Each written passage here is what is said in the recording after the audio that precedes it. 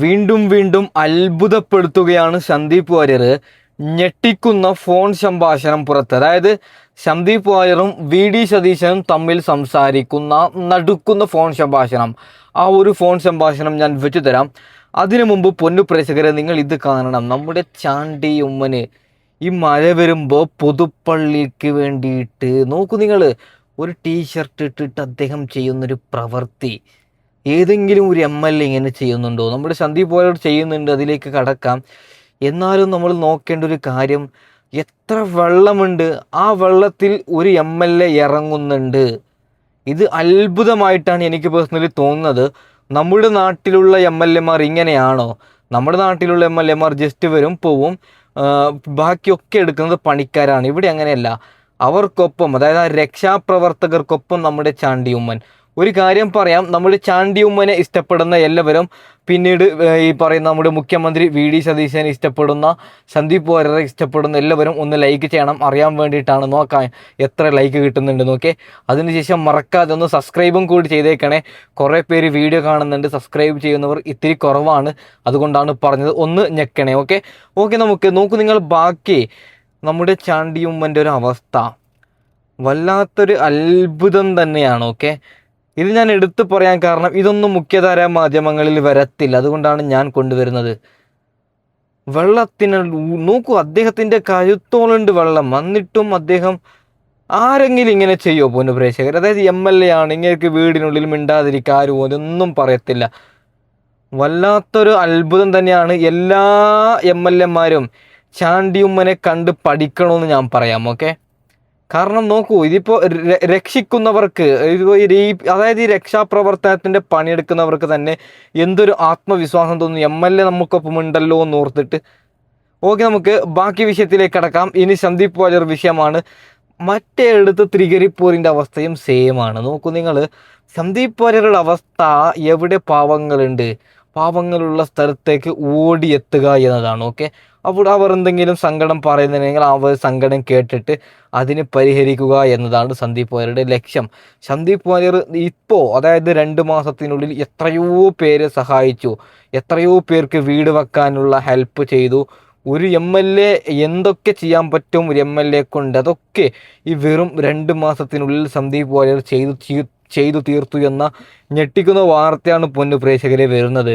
അതായത് തൃക്കരിപ്പൂർകാർ പറയുകയാണ്, ഞങ്ങൾക്ക് ഒരു തെറ്റും പറ്റിയിട്ടില്ല, ഞങ്ങൾക്ക് അതായത് നല്ലൊരു MLA കിട്ടിയെന്ന് ഓരോ തൃക്കരിപ്പൂർകാരും പറയുകയാണ് പൊന്നു പ്രേക്ഷകരെ. ഓക്കെ, തൃക്കരിപ്പൂർ വെള്ളത്തിൽ മുങ്ങുമ്പോൾ നമ്മുടെ സന്ദീപ് വാര്യറും വി ഡി സതീശനും സംസാരിക്കുന്ന ഞെട്ടിക്കുന്ന ഫോൺ സംഭാഷണം നിങ്ങൾ കേൾക്കണം. അതിനുശേഷം മുഖ്യമന്ത്രി വി ഡി സതീശന് ഈ പറയുന്ന പാവങ്ങളെ സഹായിക്കുന്ന വീഡിയോ ദൃശ്യം ഞാൻ വെച്ച് തരാം. ഓക്കെ,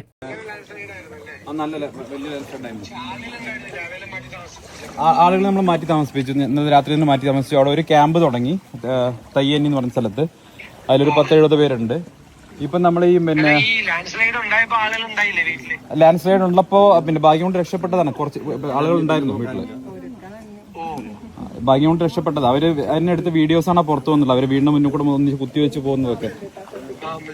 പിന്നീട് വീണ്ടും ചെറിയ ചെറിയ പൊട്ടലുകൾ ഉണ്ടായി. ഇപ്പം നമ്മുടെ ഈ പിന്നെ നീലേശ്വരം മുനിസിപ്പാലിറ്റിയിലെ പിന്നെ ചില പ്രദേശങ്ങൾ, ചാച്ചമത്ത്, അതുപോലെ തന്നെ മായിച്ച ആ പ്രദേശങ്ങളൊക്കെ വെള്ളം കയറിയുണ്ട്. നിരവധി വീടുകൾ വെള്ളത്തിനടിയിലാണ്. ഞാൻ അവിടെയാണുള്ളത്. ഉണ്ട് സിഎം ഉണ്ടോ? ശരി ശരി സിഎം, ശരി സിഎം, ശരി, വിളിക്കും. ശരി ശരി. ഓക്കെ, ഇതാണ് മുഖ്യമന്ത്രി, ഇതാണ് MLA. ഒരു കാര്യം പറയാം, സന്ദീപ് വാര്യർ ആദ്യം തന്നെ പറഞ്ഞതാണ്, ഞാൻ വെള്ളത്തിൽ ഇറങ്ങുമ്പോൾ ആരും വീഡിയോ ഷൂട്ട് ചെയ്യണ്ട എന്ന്. സന്ദീപ് വാര്യർ ഇങ്ങനെ ഫോണിൽ സംസാരിക്കുമ്പോൾ എല്ലാവരോടും പറഞ്ഞു നിങ്ങൾ ആരും ഷൂട്ട് ചെയ്യണ്ട എന്ന്.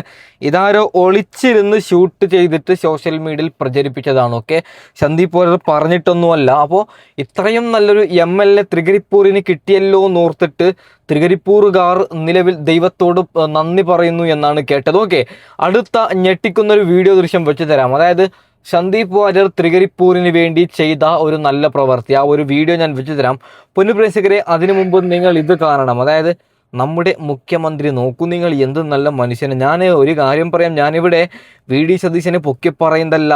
നാളെ പിണറായി വിജയൻ നല്ലത് ചെയ്താലും സുരേന്ദ്രൻ നല്ല ചെയ്താലും ഞാൻ വിളിച്ച് പറയും, ഇവിടെ ഈ പറയുന്ന മുഖ്യമന്ത്രി ഇത് ചെയ്യുമ്പോൾ, ഈ നല്ലത് ചെയ്യുമ്പോൾ നമുക്ക് ഒരിക്കലും ഇത് നല്ലതല്ല എന്ന് പറയാൻ ഒരിക്കലും സാധിക്കത്തില്ല. നോക്കൂ നിങ്ങൾ, അതായത് ഈ ഒരു ചേച്ചിക്ക് ഇങ്ങനെയൊക്കെ കൊടുക്കാൻ തോന്നുന്ന ഒരു മനസ്സ്, ഇതൊക്കെ ഈ വീൽ ചെയറൊക്കെ കൊടുക്കുന്നൊരു മനസ്സ്, ഇതൊക്കെ നമ്മുടെ മുഖ്യമന്ത്രി ഇനിയും കൊടുക്കട്ടെ എന്ന് മാത്രമേ നമുക്ക് പറയാൻ പറ്റത്തുള്ളൂ. വേറെ മുഖ്യമന്ത്രിമാരൊന്നും ഇങ്ങനെ ചെയ്യുന്നത് നമ്മൾ കണ്ടിട്ടില്ല പൊന്നുപ്രേക്ഷകരെ. ഓക്കെ പൊന്നുപ്രേക്ഷകരെ, അടുത്തതായിട്ട് നമ്മൾ കാണാൻ പോകുന്നത് കൊല്ലത്ത് നിന്ന് ഒരു മത്സ്യത്തൊഴിലാളിയെ കടലിൽ കാണാതാവുകയാണ്. മത്സ്യത്തൊഴിലാളിയുടെ അമ്മ പൊട്ടിക്കരയുന്നുണ്ട്, എൻ്റെ മകൻ എവിടെ, എൻ്റെ മകൻ എവിടെയെന്ന്. മുഖ്യമന്ത്രി VD സതീശൻ ആ ഒരു സമയത്ത് ആ വീട്ടിലേക്ക് ഓടിയെത്തുകയാണ്. മുഖ്യമന്ത്രി വലിയ തിരക്കിലെവിടെയോ മീറ്റിങ്ങിലുണ്ടായ മനുഷ്യന് ഒരു അമ്മ പൊട്ടിക്കരയുന്നുണ്ട് എന്ന് കേട്ടപ്പോൾ ഓടി ആ ഒരു വീട്ടിലേക്ക് പോകുന്ന ആ ഒരു രംഗം നിങ്ങളൊന്ന് കാണണം.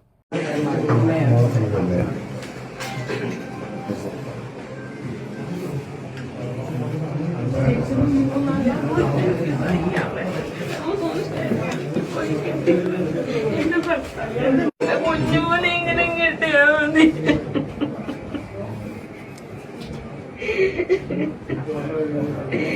എനിക്ക് സഹിക്കാൻ വയ്യ, എന്റെ കുഞ്ഞുമോനെ ഓർത്ത് എനിക്ക് സഹിക്കാൻ വയ്യ. കുഞ്ഞുമോനെ കിട്ടണേ.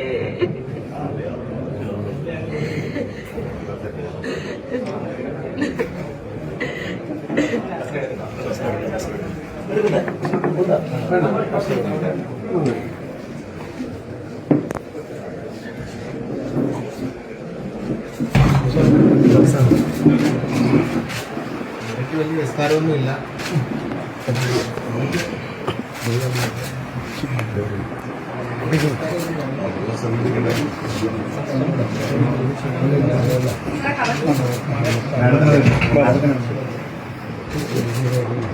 കളക്ടറെ കുറച്ചൊന്ന് ബാക്കിലോട്ട്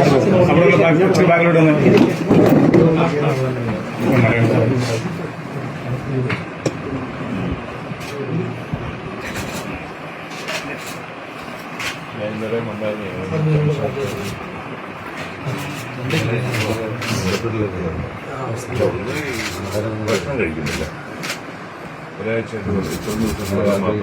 അങ്ങനെ പറഞ്ഞത് സാറ് വന്നിട്ട് നല്ലതാണ്.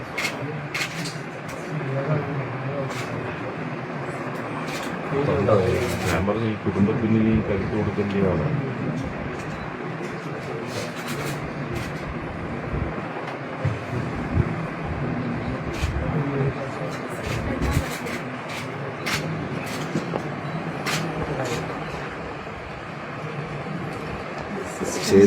ചേച്ചിയുടെ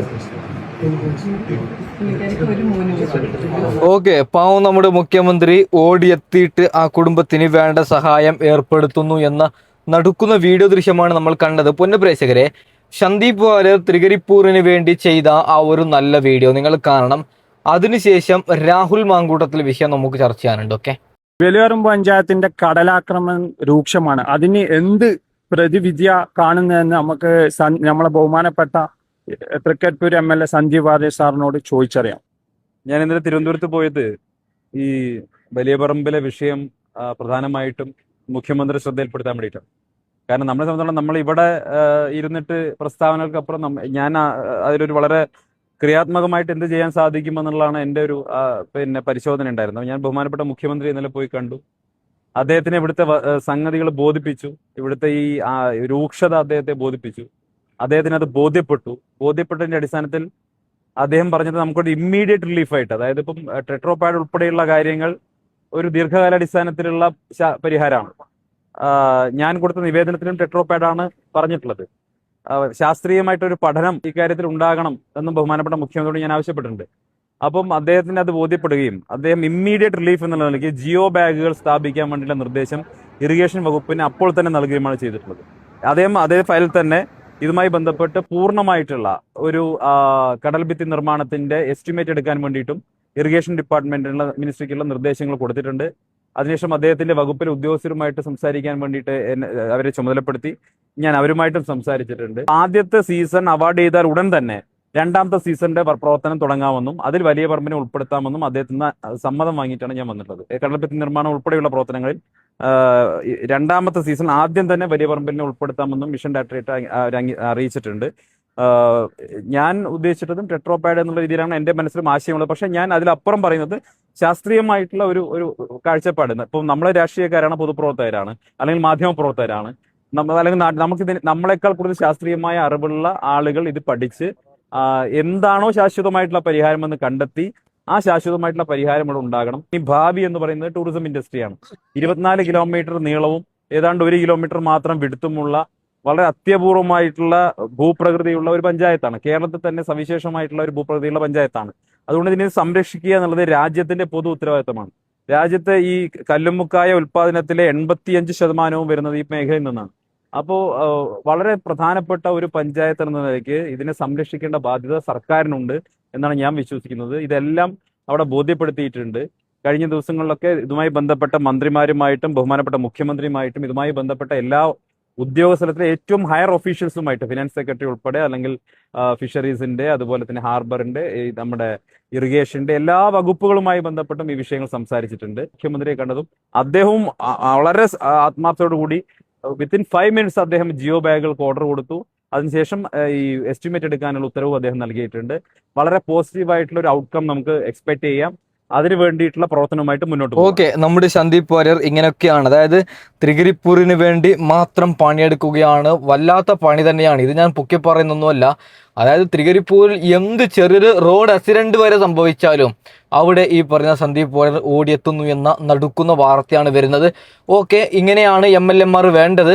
പാർട്ടി ഏതുമായിക്കൊള്ളട്ടെ, കോൺഗ്രസ്, BJP, CPM ജയിച്ചതിന് ശേഷം അവർ എങ്ങനെ, ഇപ്പൊ ഈ പറയുന്ന സന്ദീപ് വാര്യർ BJP-കാരനാണോ അതല്ലെങ്കിൽ CPM-കാരനാണോ ഒന്നും നോക്കുന്നില്ല. അവിടെ സന്ദീപ് വാര്യർ അവരെല്ലാവരും മനുഷ്യരായിട്ടാണ് കാണുന്നത്, അങ്ങനെയാണ് അവിടെ സേവിക്കുന്നത്. ഓക്കെ, അപ്പോൾ ബിഗ് സല്യൂട്ട് കൊടുക്കുകയാണ് സന്ദീപ് വാര്യർക്ക് പുനഃപ്രേക്ഷകർ. ഓക്കെ, അടുത്തൊരു വാർത്ത വരുന്നത് നമ്മുടെ രാഹുൽ മാങ്കുടത്തിൽ. അതായത് രാഹുൽ മാങ്കുടത്തിലിനെ എത്രയും പെട്ടെന്ന് പാർട്ടിയിൽ തിരിച്ചെത്തിക്കാനുള്ള ചില നീക്കങ്ങൾ നടക്കുന്നു എന്നാണ് വാർത്ത വരുന്നത്. അതായത് രാഹുൽ മാങ്കുടത്തിലിനെ ഒഫീഷ്യലായിട്ട് കോൺഗ്രസിലേക്ക് എടുത്തു എന്ന ഞെട്ടിക്കുന്ന വാർത്ത നമ്മൾ 1-2 ദിവസത്തിനുള്ളിൽ കേൾക്കുമെന്നാണ് മനസ്സിലാക്കാൻ സാധിക്കുന്നത്. ഓക്കെ, അപ്പോൾ തൽക്കാലം വൈൻഡ് അപ്പ് ചെയ്യുകയാണ്. അടുത്ത വീഡിയോയുമായി ഉടൻ വരാം. വീഡിയോ ഇഷ്ടപ്പെട്ട എല്ലാവരും ലൈക്ക് ചെയ്യണം, ഒന്ന് സബ്സ്ക്രൈബ് ചെയ്യണം. Okay, by.